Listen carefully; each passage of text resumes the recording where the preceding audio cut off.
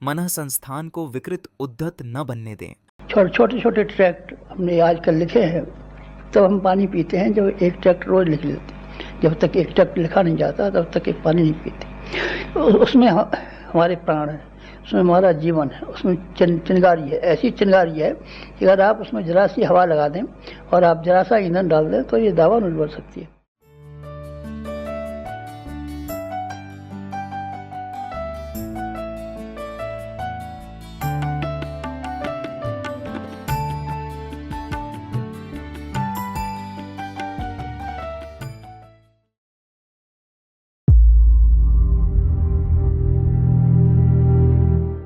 Motor की ठीक प्रकार साज संभाल न रखी जाए तो मजबूत और कीमती होने पर भी कुछ ही दिन में उसका कचूमर निकल जाता है। अच्छे खासे शरीरों की भी दुर्गति इसी कारण होती देखी गई है। यही बात हर उपकरण, प्राणी, पदार्थ आदि पर लागू होती देखी गई है। वे सभी अपने सदुपयोग और रखरखाव पर पूरा ध्यान रखे जाने की मांग करते हैं। उपेक्षा या अतिक्रमण के शिकार होने पर वे अपनी क्षमता गवा बैठते हैं और अंततः कष्टदायक बनते हैं। मस्तिष्क मानवीय सत्ता का सबसे अधिक महत्वपूर्ण भाग है। समूचे शरीर पर उसी का शासन है। पेट, हृदय, गुर्दे आदि तो श्रमजीवी मात्र हैं। उनका सूत्र संचालन एवं नियमन तो मस्तिष्क द्वारा ही होता है। यह निर्वाह की बात हुई। उत्थान पतन में भी उसी के निर्धारणों को श्रेय दिया जाता है। राज्याधिकारी को मुकुट पहनाया जाता है।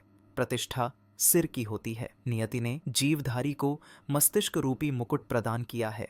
यह उसकी मर्जी है कि उसे यथास्थान रखे अथवा पैरों तले कुचले। पैरों तले कुचलने से तात्पर्य है उसकी क्षमता को अविकसित स्थिति में पड़े रहने देना अथवा दुष्प्रयोजनों में प्रयुक्त करना। भाग्य विधान ललाट पर लिखा होता है कि उक्ति से यही तात्पर्य निकलता है कि विचार क्षेत्र के ऊपर ही यह अवलंबित है कि व्यक्ति पिछड़ा, अभागा, उपेक्षित, तिरस्कृत होकर जिए, भर्त्सना और प्रताड़ना का पात्र बने अथवा अनुकरणीय, अभिवंदनीय, श्रेय, समुन्नत एवं गौरवान्वित सुसंपन्न होकर जिए। इस महत्वपूर्ण अवयव को प्रदान करते समय सृष्टा ने उसकी भी जिम्मेदारी मनुष्य को सौंप दी है और यह अधिकार दिया है कि जो जब चाहे जिस तरह उपयोग करे। उसके पीछे एक अनुबंध भी है कि उसका भला बुरा प्रयोग करने पर तदनुरूप प्रतिफल वहन करने के लिए भी बाधित होना पड़ेगा। शरीर के साथ अनाचार करने वाले ही आमतौर से दुर्बल, रुग्ण रहते हैं, स्वयं कष्ट सहते और साथियों को त्रास देते हैं। ठीक यही बात मस्तिष्क पर भी लागू होती है। विचारणा की भी एक विधा और मर्यादा है। पटरी पर चलने वाली रेल की तरह ही उसकी भी दिशा धारा होनी चाहिए। नदियाँ जब किनारों का अतिक्रमण करके उफनने लगती हैं तो बाढ़ के रूप में अपनी विकरालता का परिचय देती हैं। रेल भी पटरी छोड़कर बेहिसाब किधर को ही चल पड़े तो उससे होने वाले दुष्परिणाम की कल्पना कोई भी कर सकता है। विचारों की शक्ति असीम है। इस संसार पर अदृश्य शासन करने वाले दैत्य दानवों की पौराणिक मान्यता को यदि प्रत्यक्ष देखना हो तो एक शब्द में उस समूचे परिवार को विचार प्रवाह कह सकते हैं। यही क्षेत्र है जिसका स्तर मनुष्य के उत्थान पतन का आधारभूत कारण माना जाता है। आम आदमी का मस्तिष्क संबद्ध वातावरण के अनुरूप ढलता पाया गया है, किंतु यह पत्थर की लकीर नहीं है। कोई चाहे तो उसका परिपूर्ण परिशोधन और उपयुक्त नव निर्धारण कर सकने में भी समर्थ हो सकता है। आदिवासी वन प्रदेशों में रहते हैं पर उन पर ऐसा कोई प्रतिबंध नहीं है कि वे नगरों में प्रवेश नहीं कर सकते या वहां जाकर कोई काम धंधा नहीं कर सकते। गाड़ियां लोहार जहां तहां भटकते और लोहा पीटकर गुजारा करने के अभ्यस्त हैं। पीढ़ियों से इसी तरह रहते हैं। फिर भी इसे उनका स्वेच्छा निर्धारण ही कहा जाएगा। वे चाहें तो अन्य नागरिकों की तरह अपने निवास निर्वाह में बिना किसी कठिनाई के स्थायित्व भी ला सकते हैं। विचारणा के संबंध में भी यही बात है। यूं वह बनती और पकती तो वातावरण के चाक और आवे में ही है। फिर भी मनुष्य मिट्टी नहीं है। वह घोंसले के पक्षी की तरह किसी भी दिशा में कभी भी उड़ सकता है और अपने दायरे कार्य क्षेत्र में असाधारण परिवर्तन कर सकने के लिए स्वतंत्र है। हमें अपना वर्तमान सुधारने की जब उमंग उठे तो सर्वप्रथम इस मनः क्षेत्र का ही निरीक्षण परीक्षण करना चाहिए और उसकी दिशा धारा में, स्तर एवं अभ्यास में तदनुरूप परिवर्तन करना चाहिए। जंक्शन पर गाड़ियां एक लाइन में खड़ी होती हैं। इनमें से किसे किस दिशा में दौड़ना है, कहां पहुंचना है, इसका निर्धारण पॉइंटमैन लीवर गिराकर करता है। वह दो पटरियों को इस प्रकार मिला देता है कि गाड़ी की दिशा बन सके और फिर उस पर दौड़ते हुए वह अभीष्ट लक्ष्य तक पहुंच सके। एक ही लाइन में खड़ी दो गाड़ियां साथ साथ छूटती हैं, पर उनकी दिशा अलग होने के कारण एक बंबई पहुंचती है तो दूसरी कलकत्ता। दोनों के बीच भारी दूरी है। यह क्यों कर बन गई?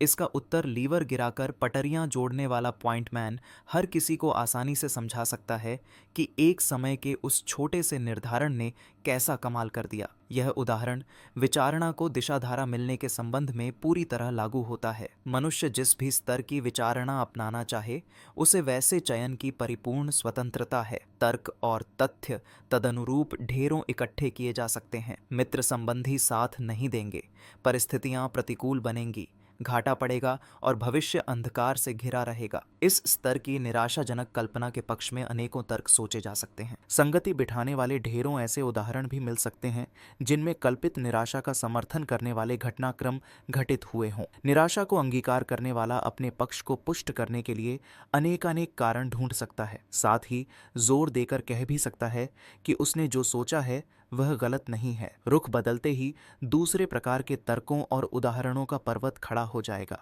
आशा और उत्साह की उमंगें उठें, उज्जवल भविष्य पर विश्वास जमे, तो फिर उस स्तर के तर्कों की कमी न रहेगी। यह परिस्थितियों में जन्मे और पले व्यक्तियों में से कितनों ने असाधारण प्रगति की और आशाजनक सफलता प्राप्त की है, इसके उदाहरणों से न केवल इतिहास के पृष्ठ भरे पड़े हैं, वरन वैसे उदाहरणों से अपना समय एवं संपर्क क्षेत्र भी सूना नहीं मिलेगा। वैसा अपने लिए क्यों नहीं हो सकता? जो काम एक कर सका उसे दूसरा क्यों नहीं कर सकता? इस प्रकार के विधेयक विचारों का सिलसिला यदि मनः क्षेत्र में चल पड़े तो न केवल वैसा विश्वास बांधेगा, वरन प्रयत्न भी चल पड़ेगा और यह असंभव न रहेगा कि उत्कर्ष की जो साध संजोई थी वह समयानुसार पूरी होकर न रहे। कहा जाता है कि शरीर बल, सूझबूझ, साधन और सहयोग से कठिनाइयों का हल निकलता है और प्रगति का द्वार खुलता है। यह कथन जितना सही है उससे भी अधिक सही यह है कि मनोबलबाजी जीतता है, वही सबसे बड़ा बल है। शरीर से दुर्बल और साधनों की दृष्टि से अभावग्रस्त होते हुए भी कितने ही व्यक्ति महत्वपूर्ण सफलताएं प्राप्त कर सकने में समर्थ हुए हैं। इसमें उनके मनोबल ने ही प्रमुख भूमिका निभाई है। मनोबल को बढ़ाने और अक्षुण्ण रखने के लिए आवश्यक है कि सदा आशा भरे सपने देखे जाएं। रचनात्मक दृष्टिकोण अपनाकर वर्तमान परिस्थितियों में भी आगे बढ़ने का, ऊंचा उठने का ढांचा खड़ा किया जा सकता है और उस उत्साह भरे पराक्रम के सहारे सफलता के स्तर तक पहुंचा जा सकता है। कल क्या होने जा रहा है यह किसी को भी विदित नहीं है, न वैसा कुछ नियति निर्धारण है। मनुष्य स्वयं ही किसी रास्ते का चयन करते हैं, अपने ही पैरों चलते हैं और अपनाए गए मनोरथ के अनुरूप किसी लक्ष्य तक पहुंचते हैं। कौन किस स्तर का चयन करे, किसके पैर किस राह पर चलें, यह उसका अपना फैसला है। दूसरे तो हर बुरे भले काम में साथ देते और रोक टोक करते देखे गए हैं। उनमें से किन्हें महत्व दिया जाए, किन्हें न दिया जाए, यह फैसला अपना ही होता है। यह सोचना व्यर्थ है कि परिस्थितियों या संबंधियों ने उन्हें दबाया और ऐसा करने को विवश किया जैसा कि मन नहीं था। यह बात मात्र दुर्बल मनोबल वालों पर ही लागू होती है। मनस्वी जानते हैं कि कोई किसी को बाधित नहीं कर सकता। मनुष्य की संरचना इतनी दुर्बल नहीं है कि उस पर दूसरों के फैसले लद सकें और अपरिहार्य बन सकें। एक समय की भूल दूसरे समय सुधर भी सकती है। आज की सहमति को कल की असहमति में भी बदला जा सकता है। परिवर्तन काल की उथल पुथल में कुछ अड़चन और असुविधा तो होती है, पर नया रास्ता बन जाने की भी संगति मुड़ तुड़ कर बैठ ही जाती है। दोष जिस तिस को देने और गुण इस उसके गाने से सिर्फ मन हल्का होता है। मूलतः चयन अपने ही रुझान का होता है। साथी और समर्थक तो बुरे से बुरे मार्ग पर चलने वालों को भी मिल जाते हैं और श्रेय पथ पर चलने वाले ही कहाँ हर किसी का समर्थन प्राप्त करते हैं। उन्हें भी ढेरों लोग मूर्ख बनाते और रास्ते में रोड़े अटकाते हैं। अस्तु दूसरों को महत्व देना हो तो उतना ही देना चाहिए कि उनका अस्तित्व तो है, पर इतना नहीं कि किसी को उनके पीछे चलने के लिए विवश ही होना पड़े।